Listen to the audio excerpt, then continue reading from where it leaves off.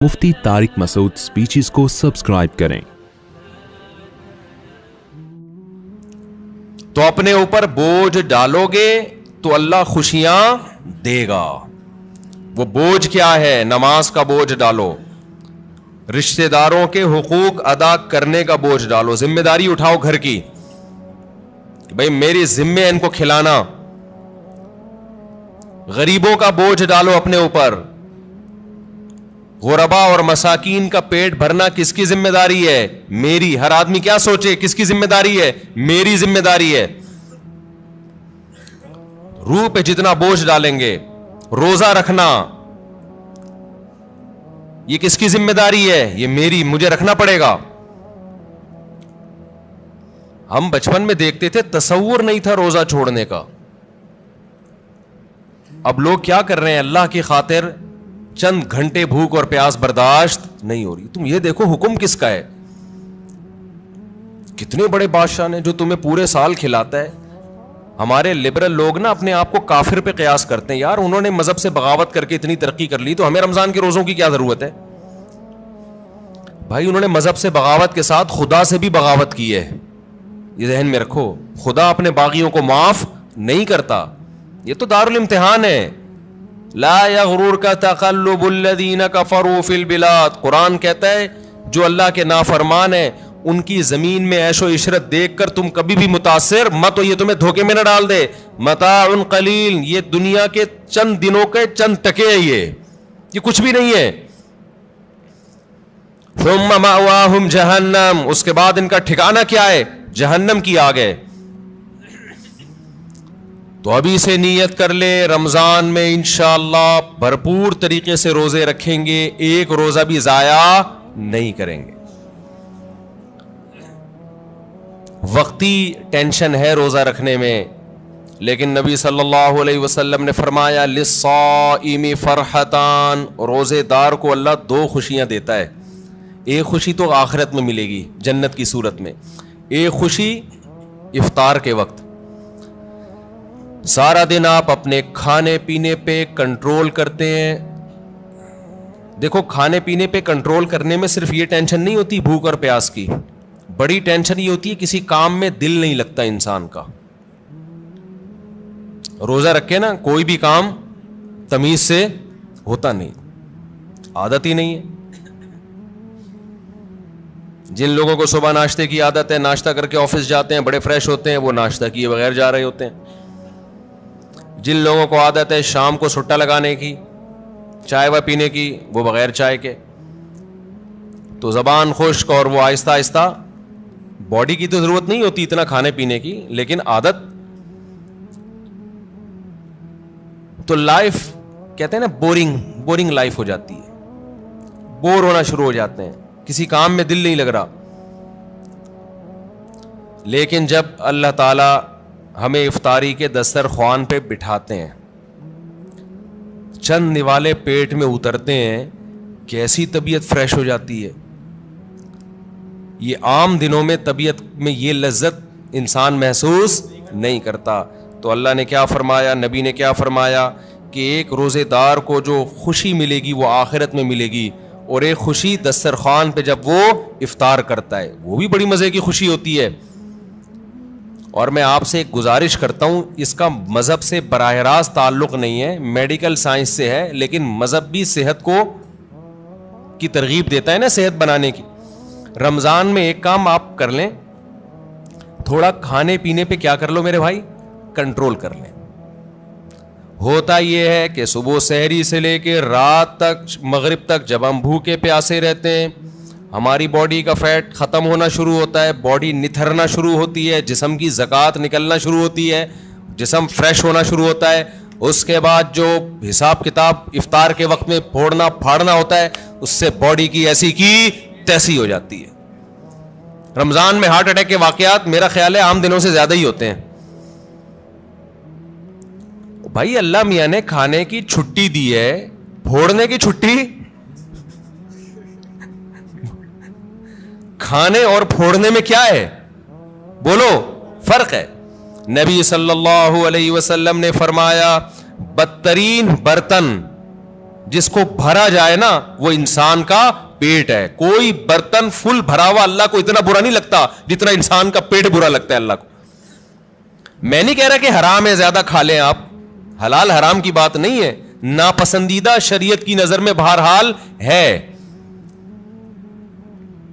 حرام نہیں ہے. اب آپ کہیں گے بھوکے پیاسے بھی کھانے بھی نہیں دے رہے اللہ میاں, ابھی بھی پابندیاں لگا رہے. اللہ پابندی نہیں لگا رہا, لگا کھا لو, پھوڑ دو, جتنا پھوڑنا پھوڑ دو, پڑے ہوئے خود ہی ہو گئے نا, پھوڑ دو. حرام نہیں ہے لیکن پسندیدہ کام نہیں ہے. تو رمضان میں آپ اپنے آپ کو عادی بنا سکتے ہیں کم کھانے کا, اچھا کھانے کا. میں بھی سموسے پھوڑتا ہوں, پکوڑے پھوڑتا ہوں, لہذا میں آپ کو یہ کہوں کہ سموسے نہ کھائیں, پکوڑے نہ کھائیں, یہ غلط ہو جائے گا. جب میں کھانے لگوں گا میرے گھر والے میرا ہی بیان چلا دیں گے کہ آپ خود لوگوں کو بول رہے ہو کہ سموسے مت کھاؤ اور خود کیا کر رہے ہو, کھا رہے ہو. لہذا میں ایسی بات کیوں کروں جو میں خود نہیں کر رہا.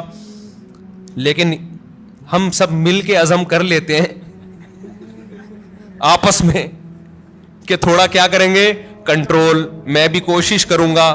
اب گھر والے کہیں گے بیان دیکھو, میں کہا میں نے کوشش کا وعدہ کیا تھا, تو کوشش ہی تو ہو رہی ہے کہ میرا ہی بیان مجھے ہی سنایا جا رہا ہے. کوشش کی جا سکتی. سموسے بھی کھا لیں اعتدال سے. میں نے بہت دیکھا ہے لوگوں کو افطاری میں بہت زیادہ پھوڑتے ہیں, مسائل کھڑے ہو جائیں گے آپ کے لیے. شربت پہ شربت پیے جا رہے ہیں, چینی کے نا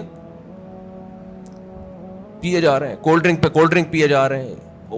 اچھا کمال کی بات یہ کہ افطاری میں طبیعت سے پھوڑتے ہیں, پھر نماز کے بعد آ کے کھانا کھاتے ہیں. یہ آج تک کم از کم میری کھوپڑی میں یہ چیز نہیں آئی ہے کہ اب کھانا کیسے کھا رہے ہو یار. یا تو ایک کھجور سے روزہ افطار کیا ہوتا ہے, نماز پڑھ کے آگے کھانا کھاتے ہیں. یہ بہت جگہ ہم نے دیکھا ہے, افطار پارٹیوں میں بھی ہوتا ہے. پہلے افطار پارٹی میں کیک, پیسٹریاں, سموسے, پکوڑے اور چکن اور کیا کچھ ہوگا, وہ کھانے کے بعد چلو جی اب جماعت سے نماز پڑھے, اب کھانا لگا ہوا ہے. اب مجھے کہہ رہے ہو تو وہ کھانا لگا دیا. کھانا یہ کیا کھایا ہم نے بھائی؟ ایک آدمی نے کم از کم 6 سموسے کھائے ہیں اور اتنے پکوڑے کھائے ہیں, تو اب کھانا کیا؟ تو لوگ کہتے ہیں کھانا روٹی سالن کو کہا جاتا ہے اور چاول کو کہا جاتا ہے. یہ جو ہم نے کھایا ہے کھانے سے پہلے, جو نماز سے پہلے افطاری میں, یہ روٹی سالن نہیں تھا. یہ سموسے, پیسٹریاں, پکوڑے اور پتہ نہیں رول اور کیا کیا چیزیں آ رہی ہیں, یہ تو وہ تھا. پیٹ جو ہے نا, پیٹ, اس کو نہیں پتا کھانے کی ڈیفینیشن ہندوستان اور پاکستان میں کیا چل رہی ہے اس وقت. پیٹ یہ دیکھتا ہے کہ اوپر سے کوئی چیز آ رہی ہے, اس کو ہضم کرنا شروع کر دو. پیٹ اسی کو کھانا کہتا ہے. نہیں آئی بات میرا خیال ہے. ایک دفعہ ہمارا پشاور جانا ہوا تو ہمارے کچھ میزبان تھے, وہ ماشاءاللہ پٹھان لوگ تو ویسے ہی بڑے سخی ہوتے ہیں. انہوں نے کیا کیا, میرے لیے نا دیسی مرغیوں کی وہ لا کے رکھ دی. دیسی مرغیاں نا روسٹ, بڑی زبردست تھی وہ, رانے اس کی بھنی ہوئی, ہم نے پھوڑ دی. وہ ماشاءاللہ بڑے ہیوی کھانا تھا, تو میں نے اچھی طرح طبیعت سے کھا لیا, بڑا مزہ آیا. میں تو کہا ہو گیا کھانا بھائی, اتنی دیر میں اب کھانا آ رہا ہے. اب مجھ پہ نا, کیونکہ وہ پھر کھلاتے بھی زبردستی ہیں, مجھ پہ راشا تاری ہو گیا. میں نے کہا اللہ خیر کرے اب کیا ہوگا. انہوں نے کہا وہ سب کھانا. میں نے کہا بھائی ہمارے اندر تو طاقت نہیں ہے. انہوں نے کہا تمہارے باپ کو بھی کھانا پڑے گا. ان کا یہ الفاظ نہیں تھے, لیکن اسٹائل اسی قسم کا تھا. وہاں ایسا نہیں ہو سکتا کہ کھانا آئے اور آپ نہیں کھاؤ. پھر ہم نے کھایا, تھوڑا سا کھایا. تو افطاری میں کیا کر رہے ہوتے ہو بھائی؟ تو آپ بہترین, آپ تجربہ کر کے دیکھ لو میرے مشورے پر.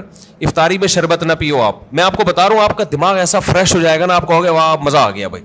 اکثر آپ نے دیکھا ہوگا افطاری کرتے ہی لوگ ٹن ہو جاتے ہیں, دیکھا ہوگا نا. مغرب کے بعد گھر جاتے ہیں, بستر سے اٹھا ہی نہیں جاتا. پھر تراویح میں ایسے جھوم رہے ہوتے ہیں جیسے جن پر لگتا ہے کسی نے کوئی قبر سے مردہ اکھاڑ کے لا کے یہاں کھڑا کر دیا ہے. یہ حالت ہوتی ہے. آپ کو جو نیند آتی ہے نا, میٹھا کھانے سے آتی ہے, خوب سمجھ لیں, کارب لینے سے آتی ہے. آپ اپنی خوراک میں کاربوہائیڈریٹ کو کم کر دیں, آپ فریش بھی ہوں گے, نیند بھی نہیں آئے گی, جسم کو طاقت پوری ملے گی. آپ افطاری میں تجربہ کر کے دیکھ لیں, میٹھے میں صرف کھجور کھائیں آپ افطاری میں, اس سے نیند نہیں آئے گی. کھجور میں کوئی الگ ٹائپ کا میٹھا ہوتا ہے. آپ نے افطاری میں شربت نہیں پینا, آپ نے افطاری میں روٹی چاول نہیں کھانے, تھوڑے سے کھا لیں آپ, زیادہ نہیں کھائیں. کھجور کو فوکس کریں آپ, جو چنے کی چاٹ وغیرہ ہے نا اس کو فوکس کریں, وہ کھائیں, پیٹ بھی بھر جائے گا آپ کا.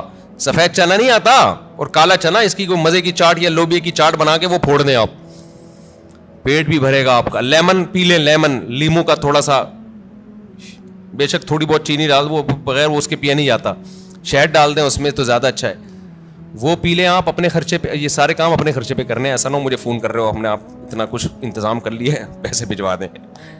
تو کھجوریں پھوڑ دیں آپ افطاری میں, اور چاٹ واٹ سے پیٹ بھر لیں آپ, یہ چنے کی چاٹ وغیرہ سے نا, دہی بڑے وغیرہ سے, اس سے پیٹ بھر لیں آپ, تو آپ کو نیند نہیں آئے گی, آپ فریش ہو جاؤ گے, طاقت بھی پوری ملے گی آپ کو.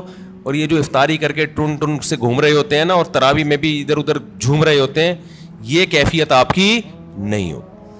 تو اس رمضان میں کوشش کر لیں روٹی چاول تھوڑا کم کر دیں, میٹھی چیزیں تھوڑا کم کر دیں. ہاں میٹھے میں کھجور کھا لیں آپ, اس سے انشاءاللہ کچھ نہیں ہوگا بلکہ فائدہ ہی ہوگا.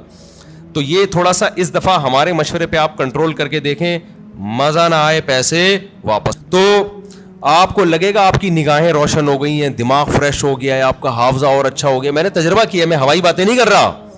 روزہ رکھو اور روٹی چاول ذرا کم کھاؤ افطاری میں اور سحری میں بھی, آپ ایسا نتھرنا شروع ہو جاؤ گے, ایسی آنکھوں میں بینائی آپ کی تیز ہو جائے گی, اور ایسی فریش ہو جاؤ گے کہ ہٹو بچوں ہو جائے گا بس.